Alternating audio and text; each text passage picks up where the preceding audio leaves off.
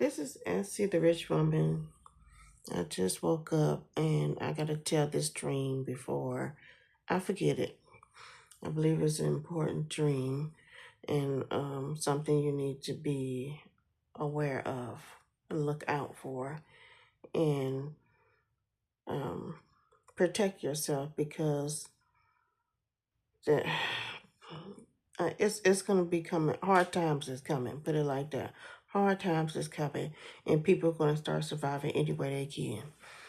Okay, in this dream, I was in a shopping center. This shopping center is actually very close to where my mother lived. It's called the Willowbrook area. If you know where Martin Luther King Hospital is, it's in that area, right across the street from Martin Luther King Hospital. That shopping center, it's called the Kenneth Hahn Plaza. Anyway, I was in that shopping center and it was nighttime. So I'm leaving out of the shopping center. And this shopping center never it's a big gate around the shopping center, so when it closed, they closed the gate. But so this shopping center you come and you go. Um but this particular night I'm leaving out of the shopping center and these like two or three black guys, they got clipboards in their hand. And this is different. I've never seen this before. And it makes it looks official. What they're doing looks official. And so one comes on my passenger side window. So I let the window all the way down. He hands me the clipboard and I'm supposed to sign, I guess to sign to get out. I don't know. But he hands me the clipboard, I sign. When I take the clipboard to sign, another one comes on my driver's side. So the window is down on my driver's side. The one on my driver's side starts talking to me and he takes the clipboard from me. As he's taking the clipboard from me and talking to me, the one that was on my passenger side, because my window is all the way down, he reaches in, unlock my door, and he gets in. So the one that was on my passenger side, first of all, the first thing, they look official. They got clipboards. The one that's came on my passenger side came on my side so I can let the window down. So he hands me the clipboard, and while I'm signing, the other one comes on my driver's side. He's to distract me while the one on my passenger side reaches in, unlock the door, and gets in. So then the one on the driver's side take the clipboard from me. I look over, and that guy that was on my passenger side is already in my van sitting down. Now I'm fighting with these guys over my wallet, over my money. I'm fighting with the one that's in the car with me and the one that's on the driver's side too. I'm fighting for my wallet so they won't take my money, my debit cards and credit cards and stuff like that. And so I'm trying to drive and hopefully to swing my van around to throw the one that got in out, which was unsuccessful. So I woke up, I was like, oh my goodness. Um, it's gonna be a lot from what I get from my dream. You're gonna have to be very, very careful because they're gonna come up with all kinds of scams and ways to catch people off guard. And one of the ways to catch people off guard is by looking official. So I think when you talk to the police, you're allowed to let your window down. Is it 2 inches? I think it's 2 inches, 2 or 3 inches, somewhere around there. When you talk to the police, that's the law. You can only let your window down that much. It's enough to talk to them. It's enough for you to slide them your ID. Then I found out you really don't have to give the police your ID. You have to let them see it. So even if you put it up to your window and they can see it, that's fine. There is nowhere, because I was watching a lot of police stuff at one time. It's nowhere where it says you have to actually physically give them your ID. You have to show them your ID. And you can put it up to the window and show it to them. Now, cracking your window 2 inches is just enough space for the police to hand you a little clipboard for you to sign your ticket. You hand it back to him. He give it back to you. Just enough space for you to do that. There's enough space for you to hear what the police is saying to you and vice versa.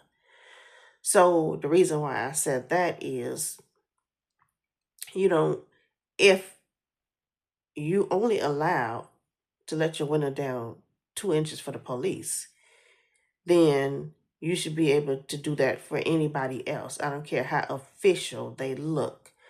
Um, don't let your window, make sure all your doors is locked, first of all, and don't let your window all the way down. Just remember what I say, 2 inches for the police, so everybody else should get 2 inches too. Don't let your window all the way down. Um, I'm so glad I have these dreams, because if it wasn't for these dreams, I wouldn't know what is going on, what scams. If I didn't see it on the news, it could happen to me before it get on the news. I could be the first ones it happened to. And then it's on the news. So I don't want to be the first ones things happen to. I notice there's a lot of scamming. It's not just scamming between people, but it's also scamming with companies. It seems like everybody's doing a lot of stuff, a lot of scamming. I just talking to my mother last night about it. I said, these companies are scamming. Like, I hear that the grocery stores, I think even Walmart, is putting the wrong weight on things that need to be weighed, like meat and stuff like that. They're putting the wrong weight on it, and they charging you more than what you should be charged. When you go to weight it, it's way less than what they saying it weighs on the package. I think it's meat. So it's just companies scamming, people scamming, but nothing happens to the company. They might get a class action lawsuit um, for a little fine that they can afford. It ain't nothing that's gonna break their pockets. These people so wealthy. These little loss settlements do not break their pocket.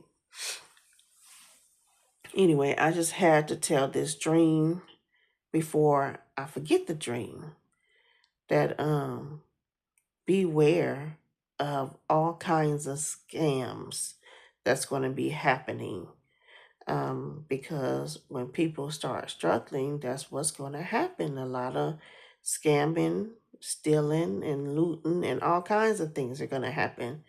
So I just thought that was so weird. I have to sign something to leave out of the shopping center.